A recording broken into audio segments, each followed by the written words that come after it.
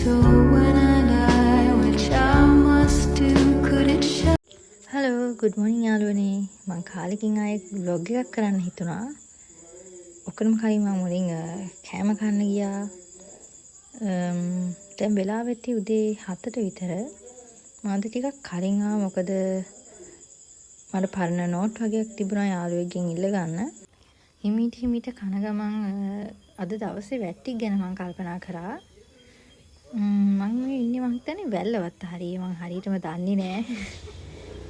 ඊට පස්සේ මම බස් එකකින් යුනි එකට ගියා. යද්දි නම් වැඩි ළමයි ඉඳියේ නැහැ පේන්න මං හිතන්නේ මං ටිකක් කලින් ආපු නිසා. පන්තිට ගියාම නම් මං දැක්ක ළමයි කීප දෙනෙක් ඉන්නවා. අපිට උදේ ලෙක්චර් එක පටන් ගත්තා. එතකොට වෙලාව ඇති උදේ 8:00ට විතර. අපිට උදේ තිබි ප්‍රැක්ටිකල් එකක්.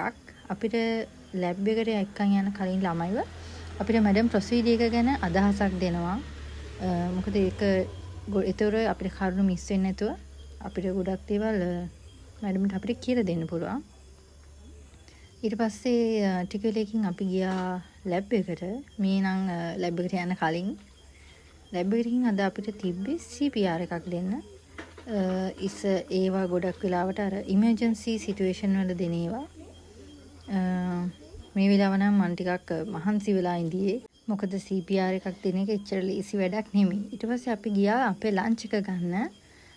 ලන්ච් එක ගන්න සාමාන්‍ය ළමයි කැෆිටේරියා එකට යන්න ඕනේ. ඒ වුණාට අපි ඊළඟට තියෙන ක්ලාස් එකට ගියා. මොකද ඒක ටිකක් ලේසි. අපි මෙතෙන්දී නම් මේ මොනවද අවුරුදු උත්සවය ගැනයි එක දේවල් ගැන පොඩ්ඩක් කතා කරගෙන ඉඳලා ළමයි එක්ක. මොකද අපි ලෙක්චර්ස් වලදී කතා කරන්න වෙන්නේ නැහනේ.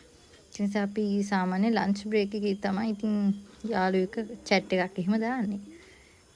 ටික වෙලකින් අපි ගියා වොෂ්රූම් එක පැත්තට පොඩ්ඩක් මිරර් එකෙන් අපි බලලා එන්න. ඊට පස්සේ අපිට පටන් ගත්ත අපේ ඊළඟ ලෙක්චර් එක legal and ethics.